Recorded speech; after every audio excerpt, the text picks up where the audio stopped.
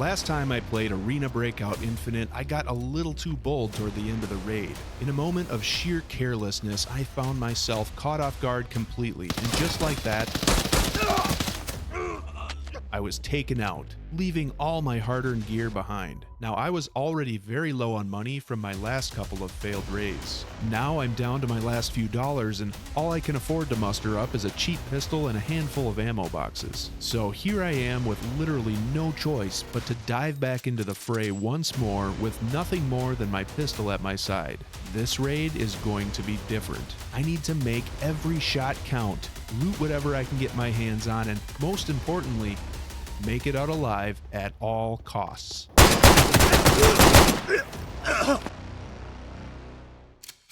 With virtually no armor and nothing but a pistol in my hands, I'm feeling super vulnerable. So I decide that traveling along the very northern edge of the map will help me eliminate one possible angle of attack and give myself a better chance of survival. I would travel past Artificial Lake, head up to stables, and then make my way over to the north wheat field before finally extracting at storage.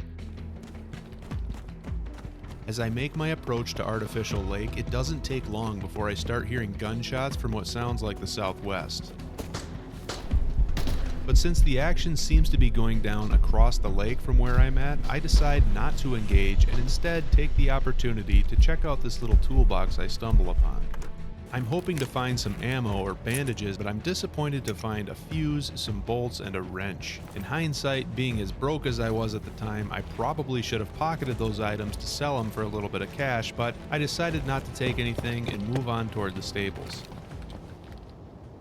But I don't get very far before I start hearing what sound like footsteps, danger close. This is it.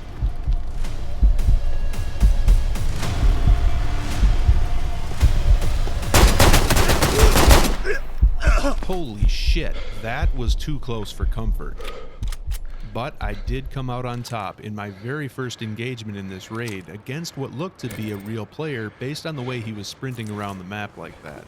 It just goes to show that taking your time and listening for audio clues like footsteps and rustling bushes can really give you a tactical advantage at times.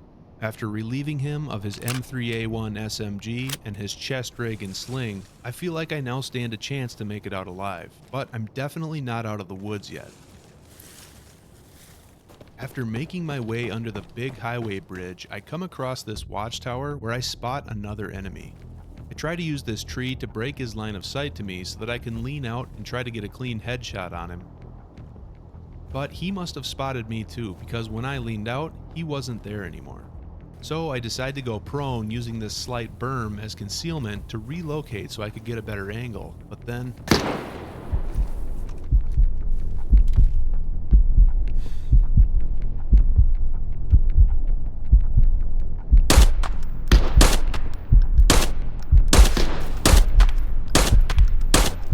Luckily, I'm able to drop this guy before he can scramble to cover, but just a few steps later, I spot another enemy to my northeast and... I'm able to quickly squeeze off a nice headshot. My confidence is really starting to grow now as I loot his body armor and some 9mm ammo. But with all the commotion, I wanted to move on from that area quickly in case there were other players starting to close in to investigate the noise. So I continue to push through North Wheatfield toward the loading area, and along the way I find a couple of crates with an M870 shotgun and some .45 caliber and 9mm ammo. As I close in on this big rock formation, I spot an enemy ahead and quickly line up what I thought was a perfect headshot.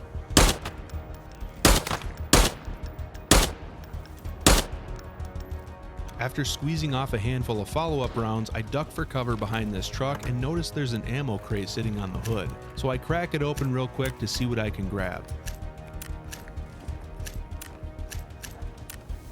I grab some ammo and then return my attention back to the enemy behind the rock formation, and I'm able to hit him again, which does damage but doesn't kill him. Now my SMG mag is empty, so I pull out my trusty pistol to try to finish the job. I creep forward carefully, my eyes laser focused on the tree this guy is taking cover behind, and then dropped him, but I can hear someone else yelling nearby. I know I need to repack both my pistol and SMG magazines, but that takes a while, so I do a quick ammo check on my shotgun and see that it's nearly full. I'm looking around for this other guy when I hear his voice again, but it sounds pretty distant. So I decide it's safe to quickly loot the body of the other guy I just killed.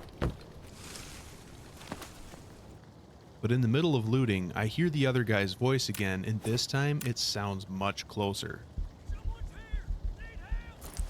So I decide I better wrap it up and eliminate the threat. Shotgun drawn, I start to explore the area, not quite knowing where to look. But then I look west and I get eyes on him standing out in the open, so I take my shot. 1 hit, 2 hits.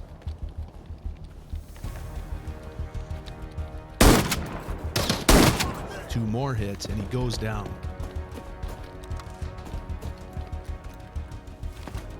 After snatching up his ammo, I start to head toward the extraction point and come across this downed helicopter with the supply tube in the wreckage.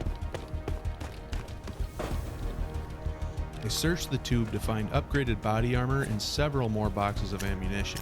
This is a big win, but I don't want to get greedy at this point and lose everything I'd fought for. So I decide it's time to wrap it up and get the hell out while I still can. I check my map and see that the extraction point is just up ahead.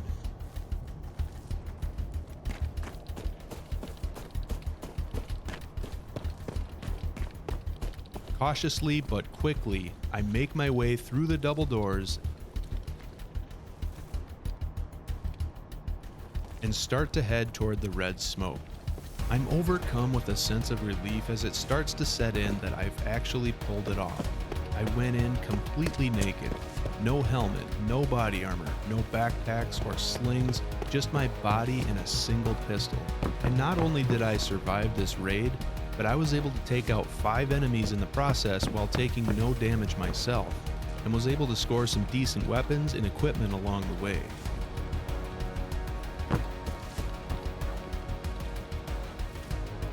And so, we live to fight another day.